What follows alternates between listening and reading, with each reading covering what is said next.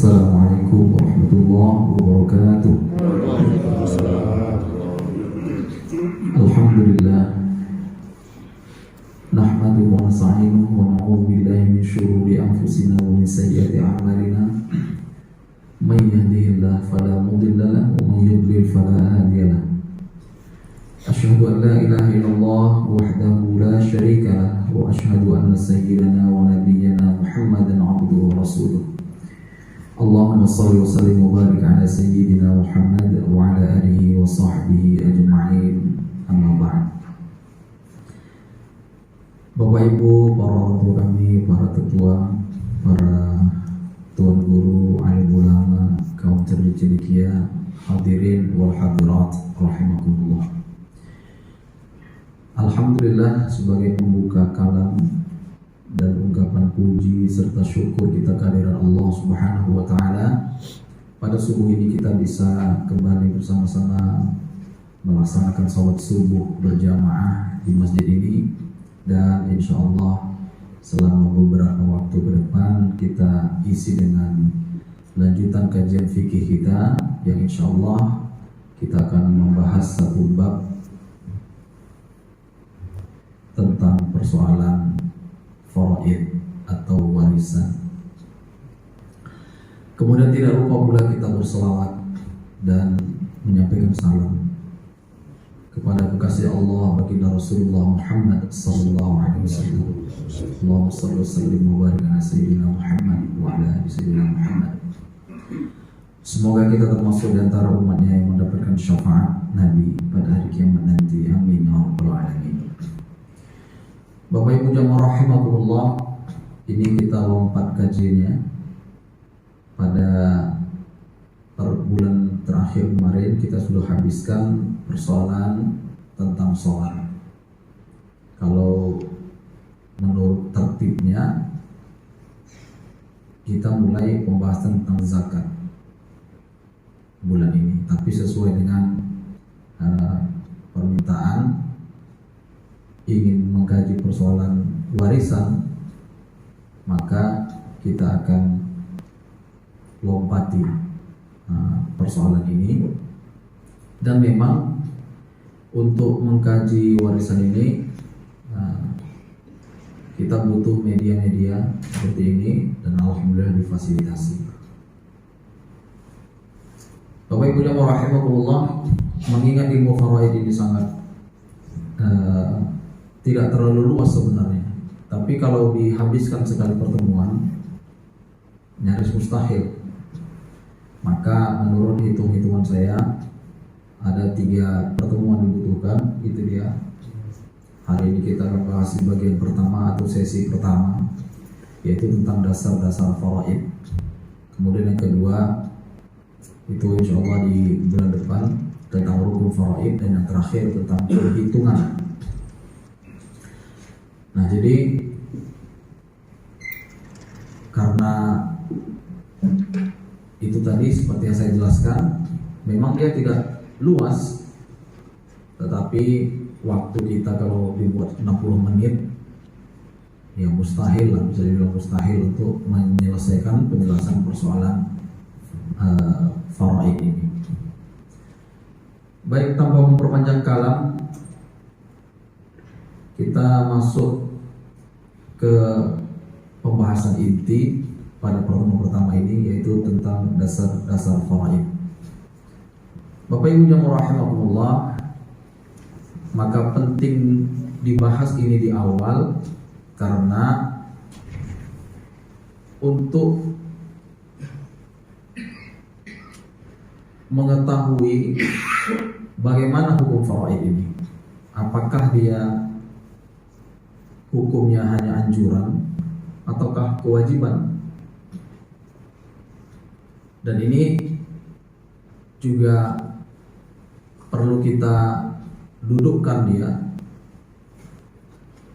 karena sedikit sekali sekarang yang mengerti tentang faraid, bahkan karena kejahilan tentang masalah faraid menganggap hukum selain dari hukum syara' ini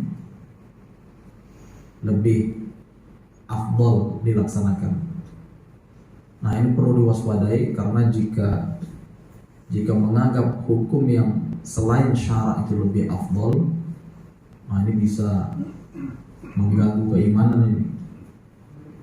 Kita akan bahas ini bagaimana dasar-dasar yang dimaksud dari ilmu faraid ini. Bapak Ibu rahimakumullah, ini menurut Syekh Muhammad Ali As-Sabuni, secara rinci ayat Al-Quran yang mengatur tentang bagian-bagian ahli waris itu hanya 3 ayat ini, dan 3-tiganya itu ada di surah An-Nisa, yaitu An-Nisa ayat 11, An-Nisa ayat 12, dan An-Nisa 176. Ada lagi beberapa ayat yang berkaitan dengan warisan tapi tidak rinci. Saya ada baca dalam beberapa kitab bahwa dikatakan satu-satunya hukum yang diatur secara rinci oleh Allah Subhanahu wa taala, detail, itu hanya persoalan warisan yang rinci di dalam Al-Qur'an maksudnya. Adapun yang lain itu tidak rinci, seperti sholat tidak ada rinciannya, zakat juga tidak rinci, haji juga tidak rinci manasiknya, tidak ada rincian-rincian. Tapi faraid ini rinci diatur. Nah, kita akan coba lihat masing-masing ayat 3 ayat ini. Apa? Enggak?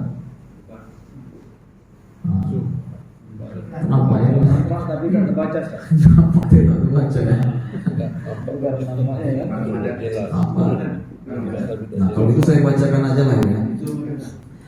A'udzubillahi minasyaitonirrajim.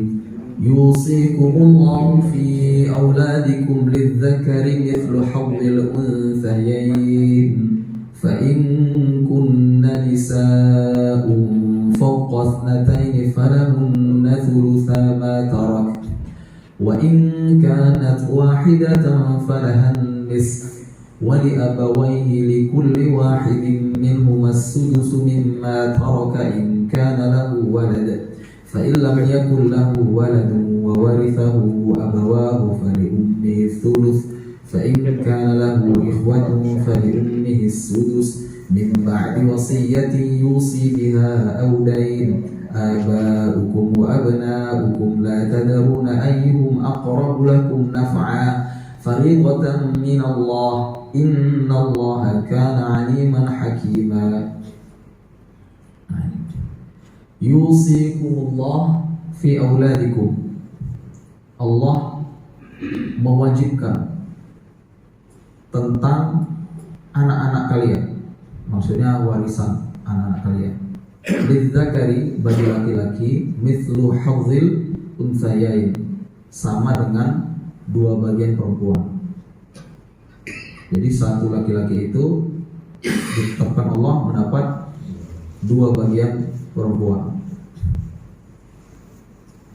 Fa in kunna nisaa'un, jika semua anak kalian itu perempuan, fawqa ithnataini, jumlahnya lebih dari 2, falahunna thulutsa ma tarak, maka mereka mendapat 2/3. Thulutsa ini adalah 2/3. 2/3 harta yang ditinggalkan.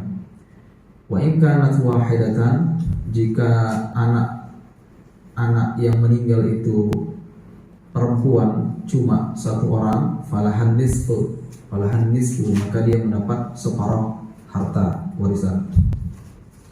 Wali abawaihi, bagi 2 orang tua, maksudnya ayah dan ibu, likulli wahidin minhum as-sudus, masing-masing mendapat 1/6 mimma tarak, dari harta yang ditinggalkan, in kana lahu walad, jika si mati punya anak, baik anak itu laki-laki atau perempuan. Kalau perempuan nanti ayah dapat asabah, ini laki-laki. Fa in lam yakul lahu walad, jika si mati itu tidak punya anak, maka wawarithahu abawahu fali ummihi thuluth, maka yang mewarisi harta si mati itu adalah ayahnya, maksudnya menjadi asabah, fali ummihi thuluth, dan ibunya, ibu si mati mendapat 1/3. Fa in kana lahu ikhwatun, jika si mati itu punya saudara, fali ummihi thuluth, maka ibunya mendapat 1/6 min ba'di wasiyatin yusi biha audain. Semua ketentuan yang telah disebutkan itu setelah dilaksanakan wasiat atau membayar hutangnya. Jadi dibayar dulu hutang, dibayar, ditunaikan wasiatnya, sisanya dari itu baru dibagi. Itulah yang merupakan harta waris. Aba'ukum wa abna'ukum, ayah-ayah kalian dan anak-anak kalian, la tadruna ayyuhum aqrabu lakum naf'an. Kalian tidak tahu siapa di antara mereka yang paling bermanfaat. Jadi maksudnya ketentuan-ketentuan diatur Allah ini berdasarkan ilmu Allah. Inilah yang paling bermanfaat. Jadi kalau mencoba dia kali lagi berarti lebih pintar lagi daripada Allah. Nauzubillah. Fariidatan min Allah, merupakan suatu kewajiban. Nah, inilah fariidah. Ini fariidatun ya. Fariidatan atau fariidatun? Coba nanti lihat ayatnya. Tulis itu fariidatun ya. Nah, nanti dicek lagi ya. Fariidatun min Allah. Ini ayat nggak berani kalau salah baris, kalau Arab gundul ini salah baris masih berani ya. Ayat ini haram.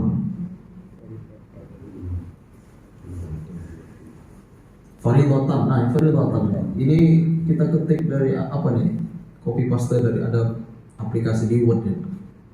Aplikasi di Word. Ini tulisannya fariidat kayak apa kan? Nah, makanya saya ragu tadi kok fariidat kok kayak tanda baris dhammah ini.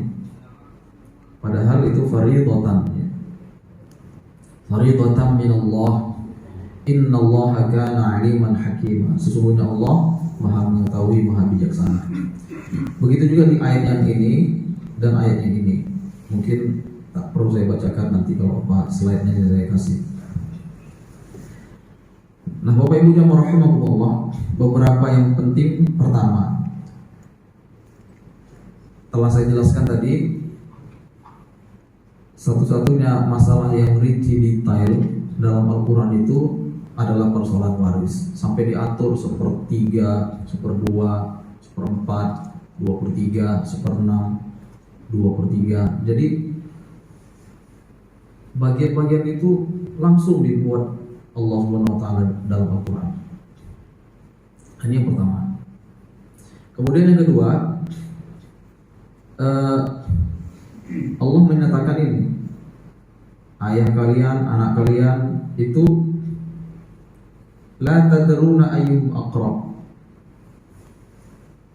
Mana terjemahnya kalau di bawah ini? Kalian tidak tahu siapa di antara mereka itu yang paling banyak manfaatnya. Nah ini dia. Kamu tidak mengetahui siapa di antara mereka yang lebih banyak manfaatnya bagi kamu. Ini begini Pak. Dulu sebelum syariat warisan ini diturunkan Allah, orang-orang Arab dulu punya cara membagi waris, yang mana seseorang bisa menetapkan siapa ahli waris dia. Jadi ahli waris itu ditetapkan berdasarkan keputusan, dan banyak terjadi, bahkan menjadi kebiasaan, harta itu diwarisi bukan kepada anaknya, bahkan ayahnya. Yang pasti perempuan tak dapat warisan, yang pasti perempuan tak mendapat bagian warisan. Bahkan perempuan itu pun termasuk benda waris, harta peninggalan yang bisa diwarisi. Nah, begitulah hukum ketika itu. Jadi kalau orang meninggal, istrinya itu bisa dijadikan benda warisan, dikasih. Apalagi dapat warisan, mana dapat, dia aja pun diwarisi ya kan, perempuan tadi jadi benda waris. Nah, Islam datang merubah itu semua. Jadi orang dulu bisa menetapkan sahabatnya, kerabatnya, karena sama-sama berdagang, saking akrabnya, dia katakan inilah ahli waris dulu, sehingga anaknya nggak dapat. Begitu juga ayatnya. Jadi ditetapkan berdasarkan keputusan. Nah, Lalu kemudian diturunkan ayat ini dan dinyatakan oleh Allah Subhanahu wa taala, abaukum wa abnaukum la tadruna ayyuhum aqrabu lakum naf'a. Yang paling bermanfaat, yang paling berfaedah buat kalian itu kalian enggak tahu. Faridatan min Allah, inilah fardu ya, faridah. Fardu itu berarti wajib. Berarti tidak sunnah ini, Pak. Mesti dikerjakan. Innallaha kana aliman hakim. Lagi-lagi Allah menyatakan sesungguhnya Allah Maha tahu. Nah, jadi jangan merasa lebih tahu. Hakimah, Maha bijaksana. Berarti semua pembagian yang ditetapkan Allah pasti bijaksana. Enggak bisa dikomplain lagi, Pak. Kalau mau komplain lagi, udahlah, tolaklah syariat ini kalau nekat. Nah, Bapak Ibu jemaah rahimakumullah, berikutnya ini yang berkaitan dengan warisan, tapi yang saya jelaskan tadi tidak secara rinci. Masih di An-Nisa itu ada ayat 7, kemudian di Al-Anfal ada ayat 75, dan di Al-Ahzab ayat 6. Ini tidak rinci, tidak mengatur bagian-bagiannya, tapi secara umum. Misalnya seperti ayat An-Nisa ayat 7 itu artinya bagi laki-laki ada hak bagian dari harta peninggalan ibu bapak dan kerabatnya, dan bagi wanita ada hak bagian pula dari harta peninggalan ibu bapaknya dan kerabatnya, baik sedikit atau banyak menurut bagian yang telah ditetapkan, dan seterusnya. Ini tidak rinci, tetapi yang jelas menetapkan adanya bagian-bagian yang sudah ditentukan oleh Allah Subhanahu wa taala. Nah, Bapak Ibu jemaah rahimakumullah, mengapa harus belajar faraid? Nah, ini pertama,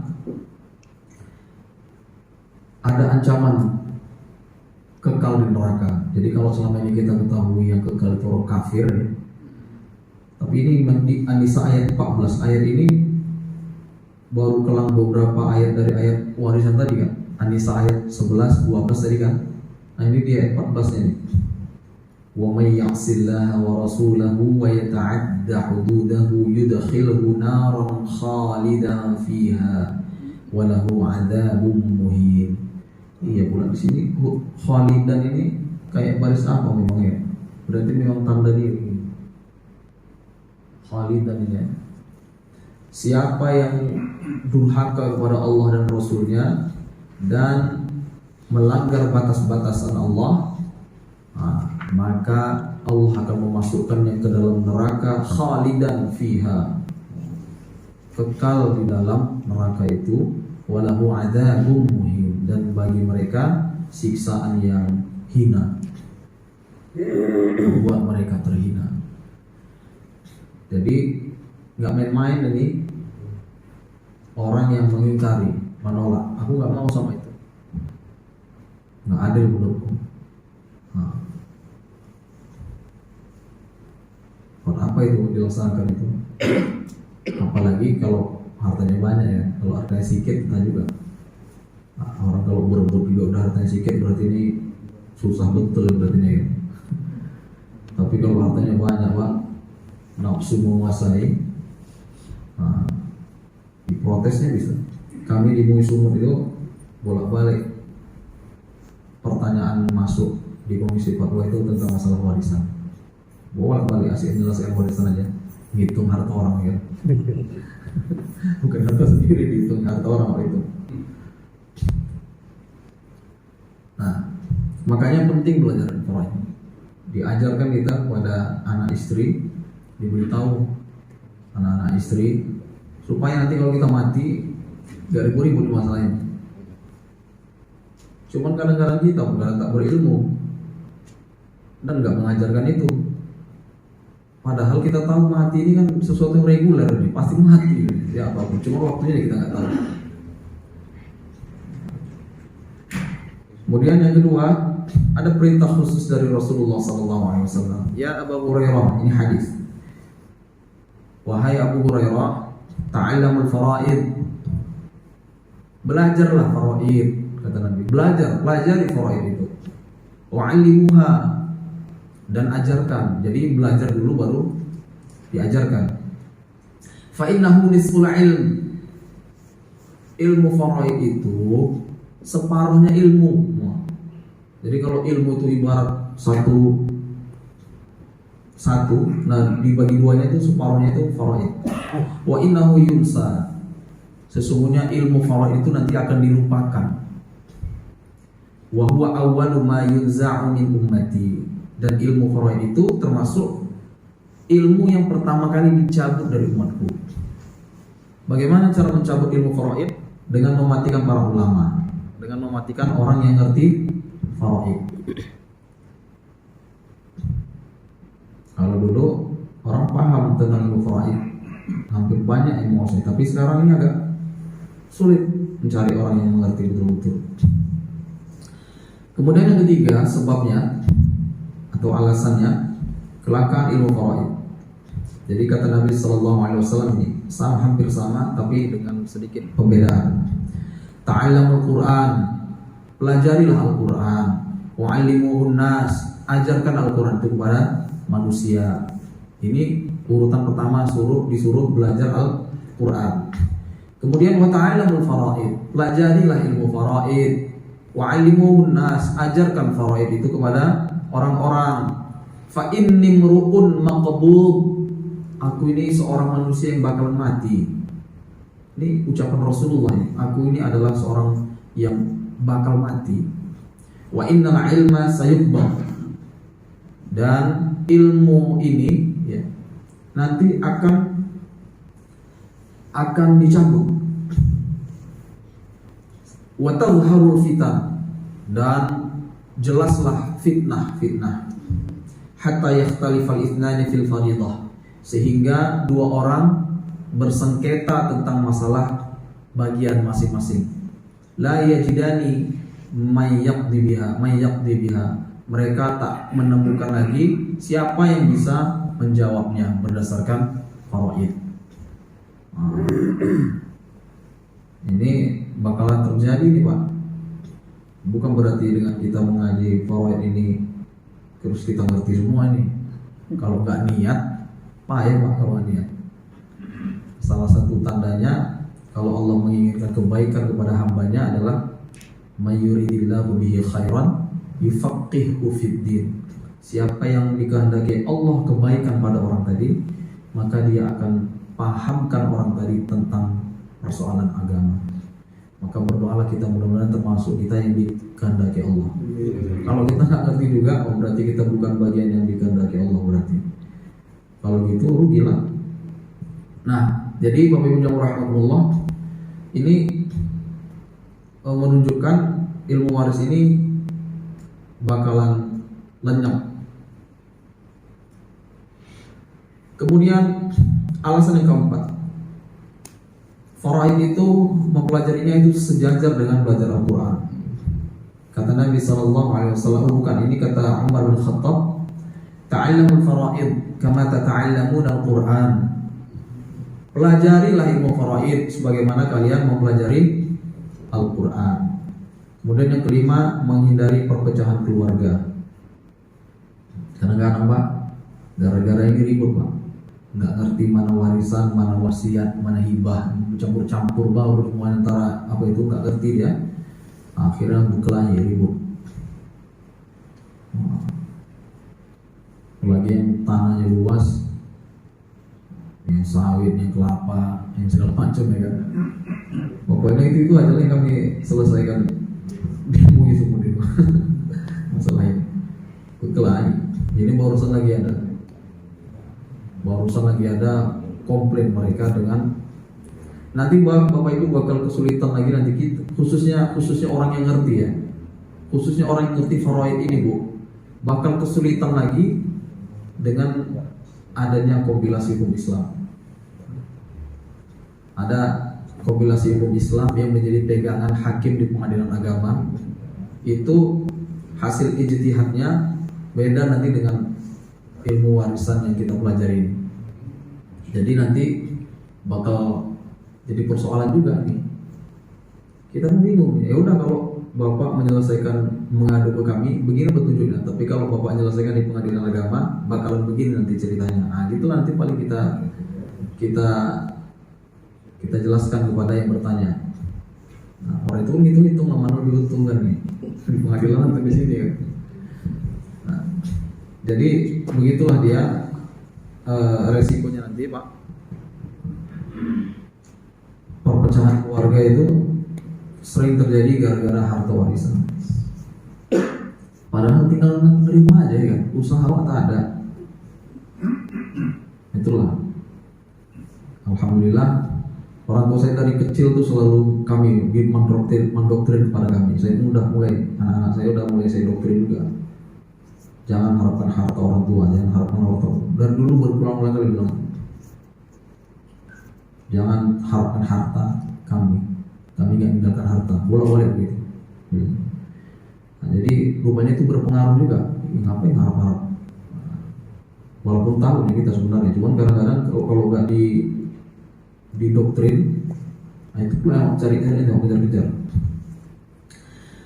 Kemudian sebenarnya banyak Pak ya, cuman yang terakhir ini menurut saya penting, banyaknya penyimpangan waris. Apa contohnya? Nah, banyaknya penyimpangan waris ini dia. Saya jelaskan. Pertama, menyamakan bagian anak laki-laki dan perempuan. Nah, ini kesalahan Pak. Kalau waris ya, tapi kalau hibah dianjurkan untuk menyamakan. Nah, beda nanti. Kalau kita hibah itu memberi, itu boleh kita samakan laki-laki perempuan. Tapi kalau waris ini nggak boleh disamakan. Mengapa nggak bisa disamakan? Karena Allah sudah tetapkan beban masing-masing. Laki-laki itu dia diwajibkan Allah menafkahi, sedangkan perempuan tidak wajib menafkahi. Laki-laki jika dia abaikan menafkahi, maka dia berdosa. Perempuan jika dia tidak menafkahi, tidak berdosa, karena bukan wajib sama dia. Maka wajar dari sisi ini, karena ada beban yang lebih itu, maka laki-laki diberikan bagian 2 kali lipat. Malahan kalau dihitung-hitung lebih untung perempuan.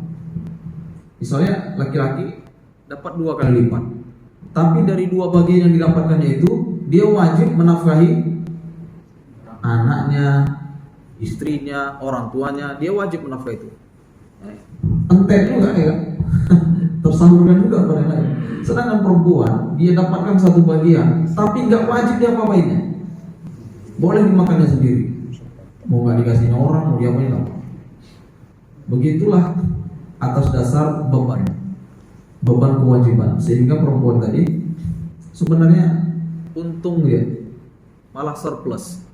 Kalau mau dikasihnya juga untuk nafkah, maka itu bukan kewajiban, tapi ya, sukarela.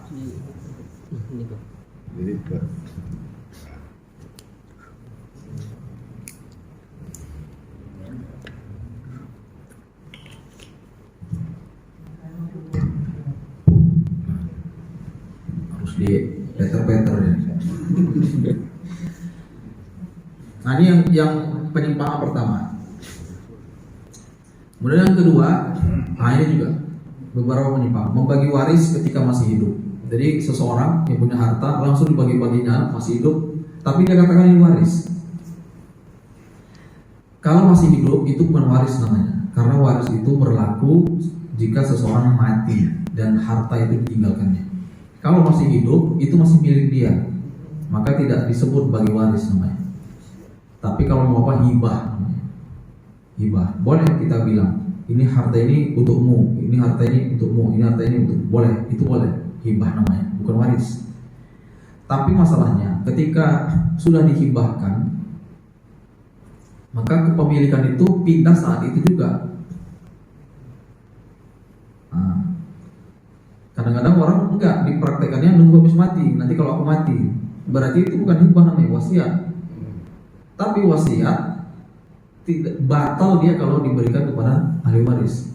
Karena ada hadis Nabi, la wasiyata liwarithin. Tidak ada wasiat bagi ahli waris.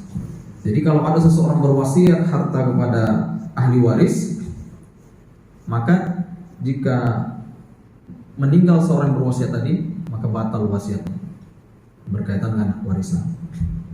Nah, ini kesalahan-kesalahan yang terjadi, kita bagi-bagi waris ketika masih hidup.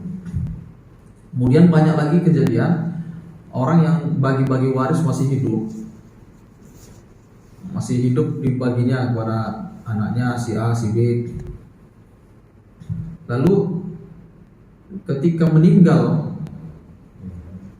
lah dia masih punya harta, maka ahli waris yang lain bilang, kamu kan udah dapat kemarin, kamu kan udah dapat. Nah, ini juga sering terjadi. Kenapa ini bisa terjadi? Gara itu tadi, karena dibagi masih hidup. Padahal secara hukum, ketika seseorang dihibahkan, yaitu bukan kepemilikan dari jalur waris dia, tapi dari jalur hibah. Ketika mati seseorang, maka ahli warisnya dia berhak lagi dapat bagian dari harta waris itu. Nah, makanya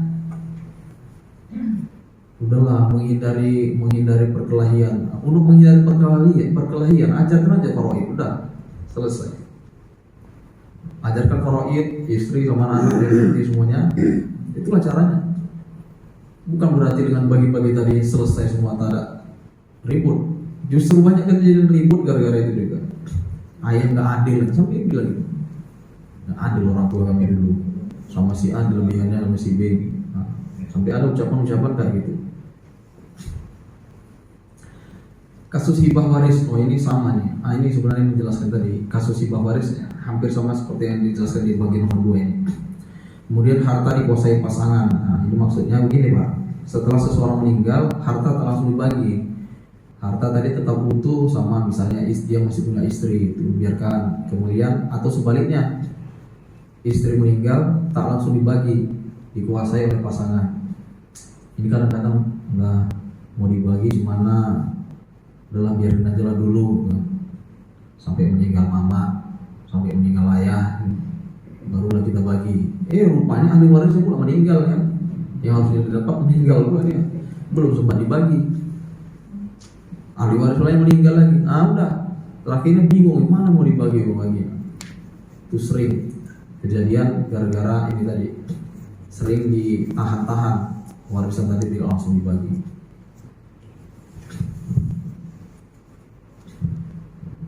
Dan ini juga hak menunggu salah satu pasangan meninggal dunia. Hampir sama ya, sama yang saya buat tadi di atas. Nah, kita beralih ke kaji sekarang. Apa itu warisan? Beberapa istilah tentang warisan Bu ya. Pertama, tadi ilmu ini disebut dengan ilmu faraid. Kemudian ada juga al-miras. Miras itu bukan miras, miras antika, minuman keras. Ini miras. Miras itu dari kata warisa. Wa warisa Sulaiman Dawud, waris. Di sini asal katanya. Waris itu bahasa Arab. Waris, yaris, ini miras. Apa itu artinya? Berpindahnya hak kepemilikan dari orang yang meninggal kepada ahli warisnya yang masih hidup, baik yang ditinggalkan itu berupa harta atau uang, tanah, atau apa saja yang berupa hak milik legal secara syar'i. Nah, jadi berpindahnya hak kepemilikan. Dulu punya si mati ini, si mayit. Dulu punya si mayit. Guru kami sering menyebut si mayit. Harta ini milik dia. Maka setelah dia mati, kepemilikannya pindah kepada ahli waris. Nanti siapa saja ahli warisnya? Nah, itu akan kita bahas pada pertemuan akan datang. Nanti ada ahli waris. Laki-laki itu ada 15, perempuan ada 10. Jadi kalau digabung semuanya 25. Tapi apakah 25-nya ini dapat? Tidak. Ada ketentuan nanti yang mana yang terhalang. Jadi kalau ada si A, maka ini terhalang. Dia akan menghalangi banyak. Nah, jadi ahli warisnya itu masih hidup, bukan mati. Nah, di dalam kompilasi hukum Islam ada diatur ahli waris pengganti, Pak. Nah, ini juga kontroversi. ahli waris pengganti. Ahli waris pengganti itu begini. Seseorang, kita buat contohnya kakek lah. Kakek meninggal, dia punya anak 4 misalnya. Tapi dari 4 itu udah meninggal 1. Anaknya ini udah meninggal 1, laki-laki. Lalu kemudian si yang meninggal ini punya anak. Yang meninggal ini punya anak. Anak si kakek tadi, dia punya anak. Berarti cucu dari anak yang laki-laki meninggal tadi. Nah ini dalam aturan ahli waris pengganti itu dia dapat bagian. Padahal kalau dari ilmu ini dia ini sudah mahjub, dia terhalang. Karena apa? Karena adanya anak kandung. Jadi adanya anak kandung menghalangi cucu. Tapi diatur ini bisa naik atas. Padahal ketika ketika ayahnya meninggal, yang ayah si cucu ini tadi meninggal, dia sudah dapat warisan dari ayah. Tapi bukan berarti tak boleh dia mendapat harta. Boleh, tapi bukan dari jalur warisan, tapi jalur wasiat. Nanti kalau aku mati, kasihkan sama cucuku itu. Nah, seberapapun kalian suka hati kalian lah, tapi kalian kasihkanlah. Nah itu wasiat yang wajib dilaksanakan. Karena sah wasiat tadi, sah karena cucunya itu bukan ahli waris. Tapi kalau wasiat itu kepada ahli waris, tak sah wasiat tadi, batal wasiat tadi. Jadi tak semua wasiat itu mesti dikerjakan, Pak.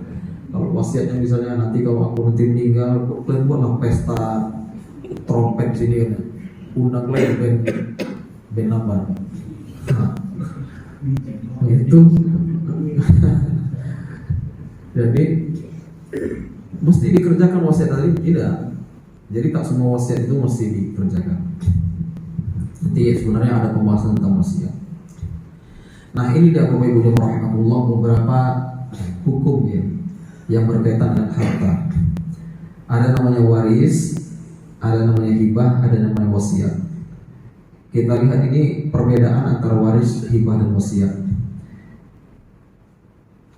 Dari sisi waktu akad, waris ini setelah wafat. Dan ini memang gak ada akadnya sebenarnya. Mana ada sengaja aku membagikan harta, gak ada. Memang mati dia, nah disitulah dia setatnya cerita warisan. Bab waris itu berlaku setelah ada yang kematian. Kalau hibah ini sebelum wafat, maksudnya pemilik harta sebelum mati dia menyerahkan. Kalau wasiat juga sebelum wafat. Kalau aku nanti mati, gitu. Kemudian waktu penyerahan. Kalau waris ini setelah wafat. Nah kalau hibah dan wasiat ini sebelum wafat. Jadi hibah sebelum si pemilik harta mati, wasiat juga sebelum si pemilik harta wasiat itu wasiat ini setelah wafat. Salah ya, kita koreksi. Nah jadi kalau wasiat penyerahannya itu setelah meninggal yang mewasiatkan. Penerima, kalau waris dia sudah terbatas orangnya, hanya ahli waris. Kalau hibah boleh siapa saja, boleh ke anak, boleh ke orang tua, ke siapa aja boleh. Kalau wasiat tidak bisa kepada siapa saja, boleh kepada yang lain selain ahli waris. Kemudian kalau nilai hartanya, faraid itu kalau waris itu sudah ditentukan bagian-bagiannya. Kalau hibah bebas. Kalau wasiat maksimal 1/3. Kemudian kalau hukum bagi pemberi, waris ini wajib ya. Kalau hibah itu sunnah, wasiat juga sunnah. Implementasinya wajib. Jadi tiga-tiga ini wajib dikerjakan. Jika orang sudah memberi, maka pindahlah hak pemilikan tadi, tidak bisa ditarik lagi. Nah, Bapak Ibu jamaah rahimahullah, udah jam 7:30 ya. Pas yang sesuai pembahasan kita kita di sesi pertama ini memang sampai sini seperti yang tadi setelah saya jelaskan di awal. Ini dia tadi, kita memang mesti bagi yang ingin kita prioritaskan pada pertemuan pertama ini, bahwa ilmu faraid atau bagian-bagian al-furudul muqaddarah, bagian-bagian yang sudah ditentukan Allah, ada yang menjadi asabah, itu adalah kewajiban yang mesti dilaksanakan bagi siapa saja, khususnya bagi setiap orang Islam. Nah, ini yang kita pertama kali dudukan. Kalau ini ditolak, maka nggak ada gunanya kita belajar yang kedua dan ketiga. Makanya perlu waktu khusus untuk mendudukkan ini. Nanti kalau kita pelajari nomor 2, nomor 3 juga itu pelajari, masalah statusnya aja pun dipersoalkan. Buat apa lagi belajar Quran kalau begitu ya. Nah, jadi Bapak Ibu jamaah rahimakumullah, inilah dia yang menjadi target yang mau dicapai pada pertemuan pertama ini. Insya Allah kita akan lanjutkan secara detail bagaimana rukun faraid dan penghitungan antara kita buat nanti kasus-kasus.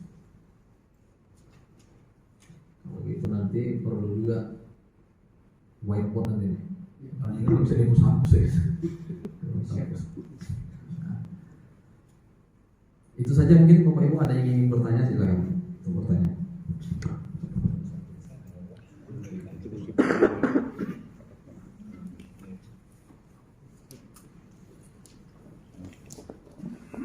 Assalamualaikum warahmatullahi wabarakatuh.